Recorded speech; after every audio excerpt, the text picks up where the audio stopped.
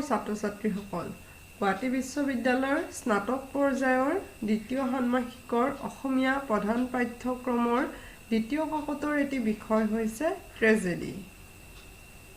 এই সম্পৰ্কে মই ছাত্ৰ-ছাত্ৰীসকলক কিছু কথা অৱগত কৰিবলৈ প্ৰয়াস কৰিম। ট্ৰেজেডিৰ সূচনা হয় গ্ৰীচত।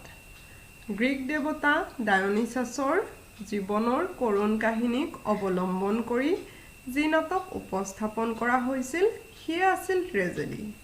প্ৰথমতে দেৱতাজনৰ উদ্দেশ্যে আয়োজিত বিশেষ কোনো অনুষ্ঠানত ভক্তসকলে কৰুণ গীত তিথিৰাম্ব গাই তেওঁলৈ শ্ৰদ্ধা নিবেদন কৰিছিল। এই গীতবোৰক বোলা হৈছিল চাগ গীত। ক্ৰমে এই গীতবোৰক নাটকীয় ৰূপ দিয়াত সিয়ে ট্ৰেজেডি নামে অভিহিত হ'ল। কিন্তু এই নাটকবোৰক কিয় ট্ৰেজেডি আখ্যা দিয়া হ'ল সেই বিষয়ে পণ্ডিতসকলৰ মাজত মতানৈক্য আছে। কিছুমানৰ মতে ওপৰত উল্লেখ কৰা চাগ গীতৰ চাগ অৰ্থত ব্যৱহৃত ট্ৰাগছ শব্দৰ পৰাই ট্ৰেজেডিৰ উদ্ভৱ হ'ল। গ্ৰীক দাৰ্শনিক আৰু সমালোচক এৰিষ্টটলৰ মতে ছাতিৰ জাতীয় নাটকৰ অভিনয়ত চৰিত্ৰবোৰে ছাগলীৰ চামৰা পৰিধান কৰি অভিনয় কৰিছিল। সেই অনুসাৰে তেনেভাৱে অভিনয় কৰা নাটকসমূহ ট্ৰেজেডি নামেৰে অভিহিত হ'ল। আন কিছুমানে অনুমান কৰে ডায়োনিছাছক ভক্তসকলে কল্পনা কৰিছিল ছাগলীৰ ৰূপত।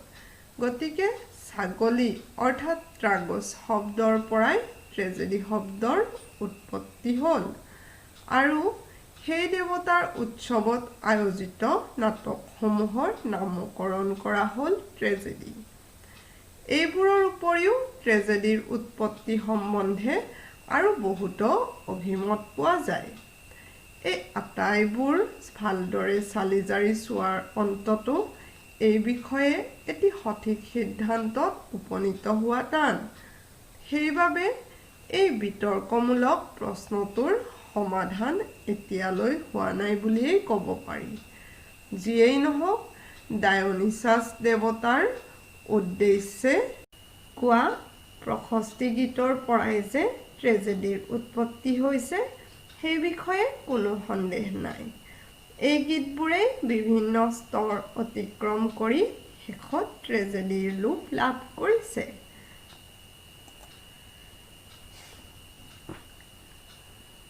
ট্ৰেজেডিৰ লক্ষণ পোনপ্ৰথমে নিৰূপণ কৰে এৰিষ্টটলে তেওঁৰ পয়েটিক্স নামৰ গ্ৰন্থত।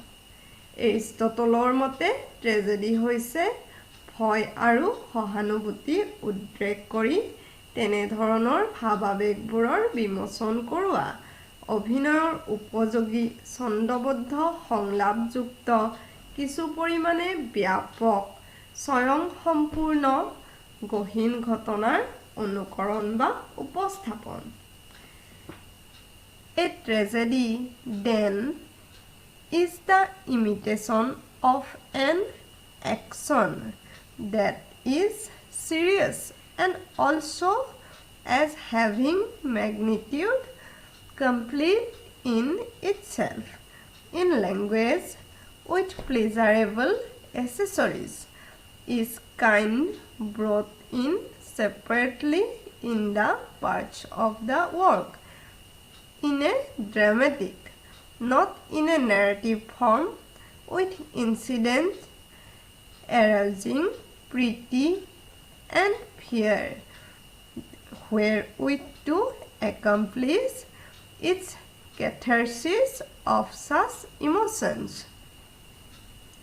সময়ৰ গতিত যদিও ট্ৰেজেডি সম্বন্ধে এৰিষ্টটলে দিয়া ধাৰণাৰ যথেষ্ট পৰিৱৰ্তন হৈছে, তথাপি বহুকাল পূৰ্বে দিয়া এৰিষ্টটলৰ এই সংজ্ঞা কোনেও সম্পূৰ্ণভাৱে আওকাণ কৰিব পৰা নাই আৰু কিছু পৰিৱৰ্তিত ৰূপত হ'লেও ই প্ৰতিষ্ঠা লাভ কৰি আছে আৰু ট্ৰেজেডিৰ ভেটি হিচাপে পৰিগণিত হৈ আছে। সংজ্ঞাটো বিশ্লেষণ কৰি চালে আমি দেখোঁ ট্ৰেজেডি হ'ল জীৱনৰ কোনো গুৰুত্বপূৰ্ণ কাহিনীৰ নাট্যৰূপ। ই মানুহৰ অনুকৰণ নহয়, ঘটনাৰ অনুকৰণ। গুৰুত্বপূৰ্ণ কাহিনী মানে এৰিষ্টটলে বোধ কৰোঁ সেইবোৰ ঘটনাকে বুজাইছে যিবোৰে গভীৰ বেদনাৰ উদ্বেগ কৰিব পাৰে। এই প্ৰসংগত এৰিষ্টটলে অবাঞ্ছিত ভাগ্য বিপৰ্যয়ৰ কথা উল্লেখ কৰিছে, অৰ্থাৎ যিকোনো ভাগ্য বিপৰ্যয়ৰ কাহিনী ট্ৰেজেডিৰ ঘটনা হ'ব নোৱাৰে। তেনে লোকৰ ভাগ্য বিপৰ্যয়ৰ ঘটনা হ'ব লাগিব যাৰ দুখ দুৰ্দশা বা পতন অবাঞ্ছিত বুলি আমাৰ বোধ হয়। দ্বিতীয়তে, কাহিনীটোৰ পৰিসৰ কিছু বহল হোৱা দৰকাৰ যাতে নাটকৰ ৰস সৃষ্টিত ই সহায় কৰে। কাহিনীটো কিছু পৰিমাণে ব্যাপক নহ'লে এটি মৰ্মান্তিক কাহিনীটো ট্ৰেজেডিৰ উপযুক্ত ৰস সঞ্চাৰ নহ'ব পাৰে। তদুপৰি ই স্বয়ংসম্পূৰ্ণ হ'ব লাগিব, অৰ্থাৎ ইয়াৰ আদি মধ্য অন্ত দৰ্শকৰ মনত স্পষ্ট হৈ উঠিব লাগিব আৰু কাহিনীটোৰ ঐক্য বজাই ৰাখিব পাৰিব লাগিব।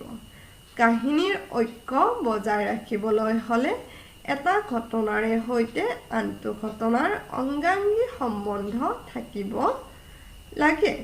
কিন্তু গ্ৰীক সূত্ৰমতে কাহিনীৰ ঐক্য বজাই ৰখা মানে এখন নাটকত মাথোন এটা ঘটনাৰ অৱতাৰণা কৰা। সেই অনুসাৰে মূল ঘটনাৰ বাহিৰে কোনো উপকাহিনী বা সৰু সুৰা ঘটনা সংযোজন কৰিলে ট্ৰেজেডিৰ ঐক্য নষ্ট হয়। তৃতীয়তে, ট্ৰেজেডিৰ ভাষা হ'ব লাগিব লয়যুক্ত বা ছন্দযুক্ত। এইখিনিতে এৰিষ্টটলে সংগীতৰ কথা কৈছে।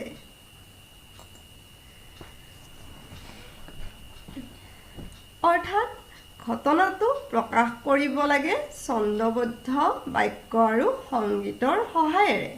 কিন্তু অলংকাৰপূৰ্ণ ভাষাৰে ঘটনাটো অকল বৰ্ণনা কৰি গ'লেই নহয়। ঘটনা বৰ্ণনাত্মক হ'লে ট্ৰেজেডিৰ চাহিদা পূৰণ নহয়। দৃশ্যৰ সহায়েৰে তাক অভিনয়ৰ উপযোগী কৰি তুলিব লাগিব। এইখিনিতে এষাৰ কথা কৈ থোৱা উচিত। এৰিষ্টটলে যদিও ঘটনা অভিনয় কৰি দেখুৱাব পৰা হ'ব লাগিব বুলি কৈছে, আন নালাগে গ্ৰীক ট্ৰেজেডিতেই সকলোবোৰ দৃশ্য অভিনয় কৰি দেখুৱাবলৈ দিয়া নহৈছিল। হত্যাকাণ্ডৰ নিচিনা কিছুমান দৃশ্য মঞ্চত সংঘটিত নকৰি মুখেৰে বৰ্ণনা কৰি দিয়া হৈছিল। আকৌ এৰিষ্টটলৰ মতে দুখ বিপৰ্যয়ৰ কাহিনী এটাক নাটকীয় ৰূপ দিলেই ট্ৰেজেডি হৈ নুঠে। ই ভয় আৰু সহানুভূতি উদ্ৰেক কৰিব পৰা হ'ব লাগিব। এই প্ৰসংগত এৰিষ্টটলৰ প্ৰীতি শব্দটো যে পুতৌ অৰ্থত ব্যৱহাৰ কৰা হোৱা নাই, সহানুভূতি বা সূচনা অৰ্থতহে ব্যৱহৃত হৈছে, সেই আশাৰ কথা সমালোচকসকলে মানি লৈছে। কাৰণ এজন বিশিষ্ট লোকৰ ভাগ্য বিপৰ্যয়ৰ কাহিনীয়ে পুতৌৰ উদ্ৰেক নকৰে। সমালোচক নিকলে কোৱা কথাখিনি মন কৰিবলগীয়া। 13 Assuredly is frequently called forth by a great drama, although terror is not the chief emotion in an audience. But as regards pity, we may truly feel doubtful whether in a high tragedy it may to any great extent enter in. আকৌ দুই এজনৰ মতে ট্ৰেজেডিয়ে ভয় আৰু সহানুভূতি নজন্মায়। ইয়াৰ উদ্দেশ্য বিস্ময় ভাৱ যোগোৱা। কিন্তু হৰভাগৰ মতে ট্ৰেজেডিত যি ৰসৰ সৃষ্টি হয় সি ভয় আৰু সূচনা যোগাই তোলে। এইটোৱে বুজায় যে কেৱল কৰুণ ৰসৰ সঞ্চাৰ হ'লেই নাটক এখনক ট্ৰেজেডি আখ্যা দিব নোৱাৰি। ট্ৰেজেডিত যি ৰসৰ উদ্ৰেক হয় তাক আমি অন্য কোনো নামৰ অবিহনে ট্ৰেজিক ৰস বুলি ক'ব পাৰোঁ।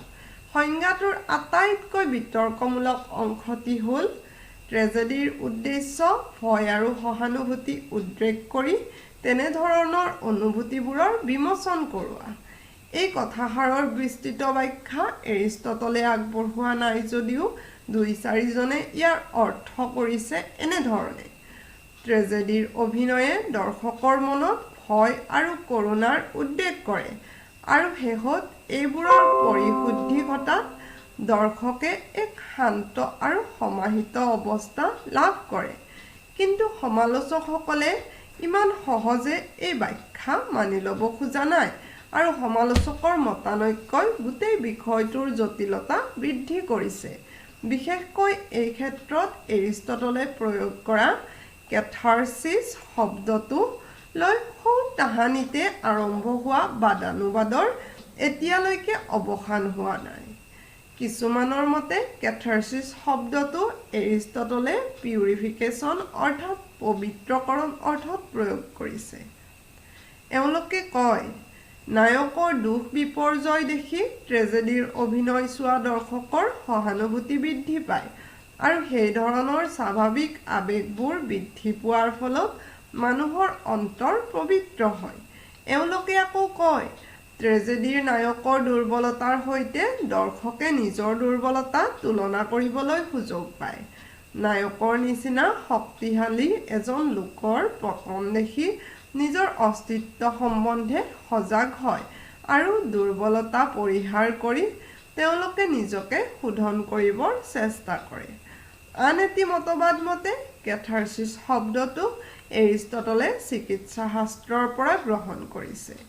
এৰিষ্টটলৰ দেউতাক চিকিৎসক আছিল আৰু সেইফালৰ পৰা পৰ্গেছন অৰ্থাৎ মুক্ত বা মোচন অৰ্থত ইয়াক ব্যৱহাৰ কৰা বুলি তেওঁলোকে ক'ব খোজে। পুৰণি চিকিৎসা শাস্ত্ৰ মতে মানুহ শাৰীৰিক অসুস্থতাৰ পৰা ভোগে।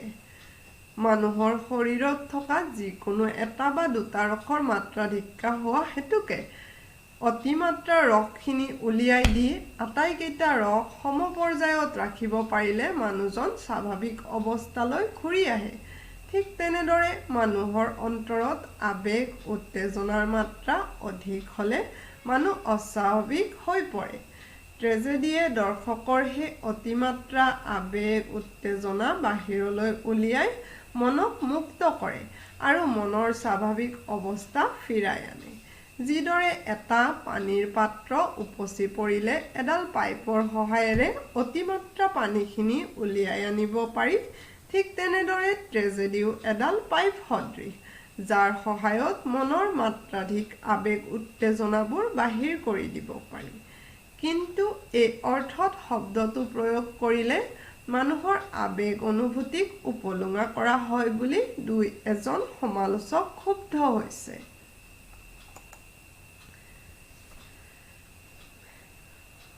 এই সম্বন্ধে লুকাছে কৈছে, "There is strong evidence that catharsis means not purification, but purgation, a medical metaphor. Aristotle was the son of a physician, yet owing to changes in medical thought, purgation has become radical misleading to modern minds.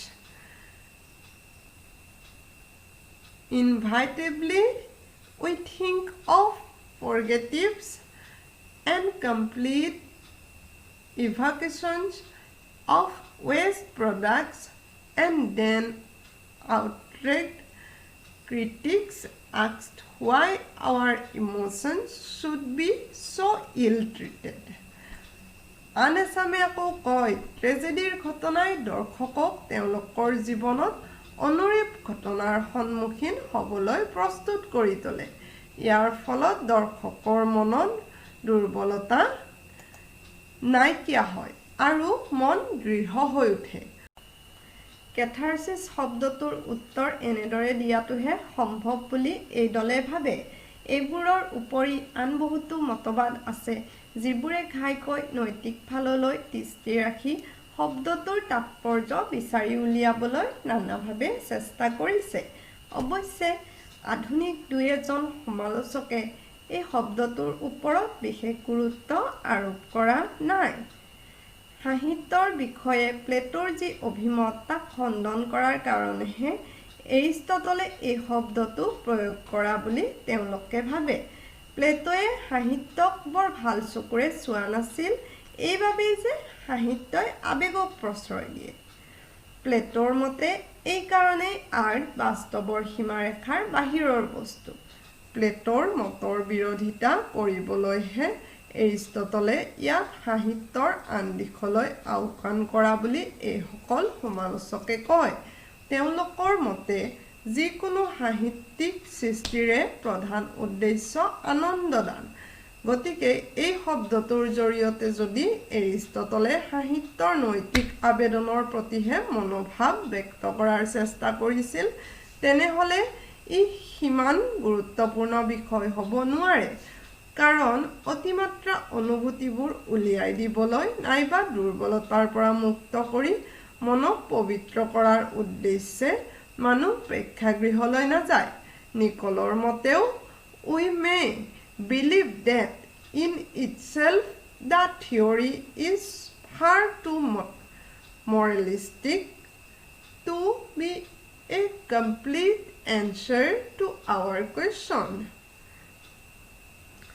আৰ্টৰ আন সকলো সৃষ্টিৰ নিচিনা ট্ৰেজেডিৰ অভিনয় চাই দৰ্শকে আনন্দ পায় আৰু সেইবাবে শৈল্পিক আনন্দই ইয়াৰ প্ৰধান উদ্দেশ্য বুলি কৈ তেওঁলোকে এই বিতৰ্কৰ ওৰ পেলাব খোজে।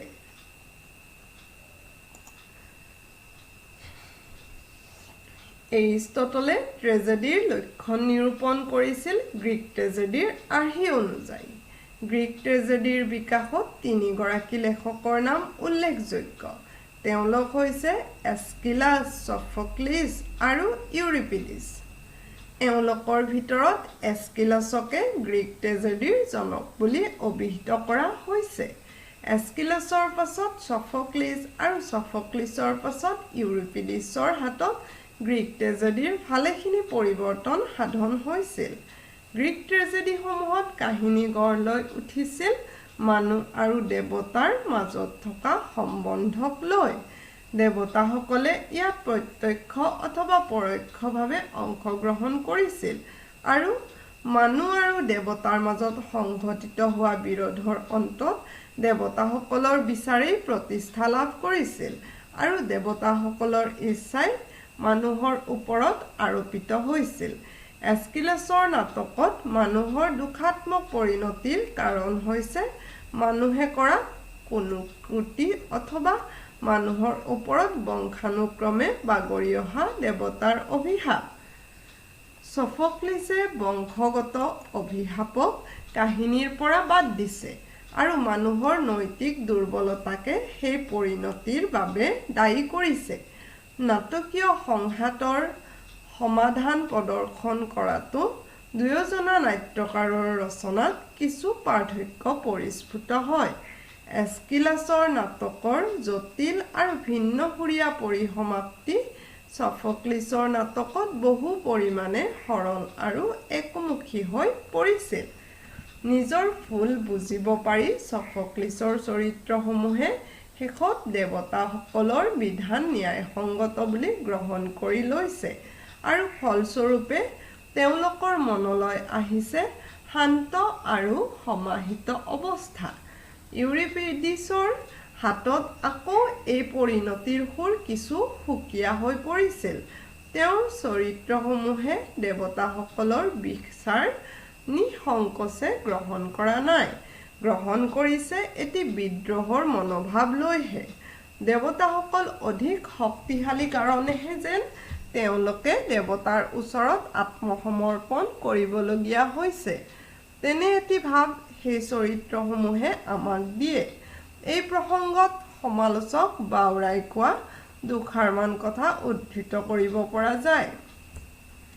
Euripides, gods are of questionable worth. Those who fought against them have a kind of nobility because they resist power. His gods are powerful, but their justice is the vicious. Sophocles leaves no doubt, allows no criticism of the gods. If divine ways are wrong, human ignorance is to blame. Greek ট্ৰেজেডিৰ বহুকালৰ পাছত Roman নাট্যকাৰ চেনেকাৰ হাতত ট্ৰেজেডিৰ উল্লেখযোগ্য পৰিৱৰ্তন ঘটে। Greek সূত্ৰৰ পৰা আঁতৰি আহি চেনেকাই নাটকৰ বহুতো চাঞ্চল্যকৰ আৰু লোমহৰ্ষক ঘটনাৰ অৱতাৰণা কৰিছিল। আকস্মিকতা আৰু বাহ্য ঘটনাৰ ওপৰত গুৰুত্ব দিয়া বাবে তেওঁৰ হাতত ট্ৰেজেডিৰ কাহিনীয়ে স্বাভাৱিক পৰিণতি লাভ কৰা নাছিল। ইয়াৰ ফলত ট্ৰেজেডিৰ গাম্ভীৰ্য বহু পৰিমাণে কমি গৈছিল। চেনেকাৰ পাছত ট্ৰেজেডিয়ে এক নতুন ৰূপ লাভ কৰে শ্বেক্সপিয়েৰৰ হাতত। মানৱ চৰিত্ৰৰ বিভিন্ন দিশত আলোকপাতেৰে শ্বেক্সপিয়েৰে ট্ৰেজেডিক বৈচিত্ৰ্যপূৰ্ণ আৰু অধিক সংবেদনশীল কৰি তুলিলে। গ্ৰীক ট্ৰেজেডি আৰু শ্বেক্সপিয়েৰীয় ট্ৰেজেডিৰ মাজত কিছু মিল নথকা নহয়। দুয়োবিধেই উচ্চ শ্ৰেণীৰ চৰিত্ৰক লৈ ৰচিত আৰু দুয়োবিধতে অবাঞ্ছিত ভাগ্য বিপৰ্যয়ৰ কাহিনী পৰিৱেশিত হৈছে। কিন্তু দুই শ্ৰেণীৰ মাজত মিলতকৈ অমিলেই বেছি। গ্ৰীক ট্ৰেজেডিত সংঘাত দেখুওৱা হৈছে ঘাইকৈ মানুহ আৰু দেৱতাৰ মাজত, কিন্তু শ্বেক্সপিয়েৰীয় ট্ৰেজেডিত মানুহৰ সৈতে মানুহৰ সংঘাত পৰিস্ফুট হৈছে। শ্বেক্সপিয়েৰীয় ট্ৰেজেডিত কেন্দ্ৰীয় চৰিত্ৰৰ মৃত্যু অনিবাৰ্য, কিন্তু গ্ৰীক ট্ৰেজেডিত নহয়। তাত নায়ক জীৱিত অৱস্থাত থাকি যোৱাও দেখা যায়। গ্ৰীক ট্ৰেজেডিত অতিপ্ৰাকৃত উপাদানে বিশিষ্ট ভূমিকা গ্ৰহণ কৰিছে। দেৱতাই প্ৰত্যক্ষ অথবা পৰোক্ষভাৱে কাহিনীত অংশ লৈছে, কিন্তু শ্বেক্সপিয়েৰীয় ট্ৰেজেডিত চৰিত্ৰৰ সুপ্ত কোনো এটি বৈশিষ্ট্য পৰিস্ফুট কৰাৰ কাৰণেহে অতিপ্ৰাকৃত উপাদানৰ অৱতাৰণা কৰা হৈছে। থৰতে ক'বলৈ হ'লে মানৱ চৰিত্ৰৰ বিভিন্ন দিশ পৰিস্ফুট কৰি আৰু বিষয়বস্তুৰ পৰিসৰ বৃদ্ধি কৰি শ্বেক্সপিয়েৰে ট্ৰেজেডিত নতুন প্ৰাণ প্ৰতিষ্ঠা কৰিলে। শ্বেক্সপিয়েৰৰ কিছুকালৰ পাছত, বিশেষকৈ ইবছেনৰ সময়ৰ পৰা ট্ৰেজেডিৰ ৰূপ আকৌ সলনি হয়। পৰিৱৰ্তিত সামাজিক আৰু ৰাজনৈতিক পৰিৱেশে শিল্পকৰ্মৰ পৰিৱৰ্তন সাধন কৰে। গণতন্ত্ৰ প্ৰতিষ্ঠা হোৱাত আগৰ ৰজা মহাৰজাৰ দিন উকলি গ'ল আৰু সকলো মানুহৰে সমান অধিকাৰ স্থাপন হ'ল। বিজ্ঞানৰ উন্নতিয়ে পুৰণি ধাৰণা আৰু মূল্যবোধ সলনি কৰি দিলে, মানুহৰ মন বাস্তৱমুখী কৰি তুলিলে। অৰ্থনৈতিক সমস্যাকে আদি কৰি সমাজত উদ্ভৱ হোৱা বিভিন্ন সমস্যাই মানুহৰ সমাজ চেতনা জাগ্ৰত কৰিলে। এইবোৰৰ ফলত সামাজিক সমস্যা ট্ৰেজেডিৰ বিষয়বস্তু হৈ পৰিল আৰু সাধাৰণ নৰনাৰী ট্ৰেজেডিৰ নায়ক নায়িকাৰ ভূমিকাত অৱতীৰ্ণ হ'ল। এইদৰে সমাজৰ বিৱৰ্তনৰ লগে লগে ট্ৰেজেডিৰো ৰূপ, ৰীতি আৰু বিষয়বস্তু সলনি হৈ আহিছে। এই আটাইখিনি কথা ডক্টৰ শৈলেন ভৰালীদেৱৰ দ্বাৰা ৰচিত ট্ৰেজেডি বিচাৰ নামৰ গ্ৰন্থখনৰ অন্তৰ্ভুক্ত হৈ আছে। ছাত্ৰ ছাত্ৰীসকলে ট্ৰেজেডি সম্পৰ্কীয় কথাখিনি অধিক বিস্তৃতভাৱে জানিবলৈ বিচাৰিলে ডক্টৰ শৈলেন ভৰালীদেৱৰ দ্বাৰা ৰচিত ট্ৰেজেডি বিচাৰ গ্ৰন্থখন পঢ়িলে সবিশেষ জানিবলৈ পাৰিব। ধন্যবাদ।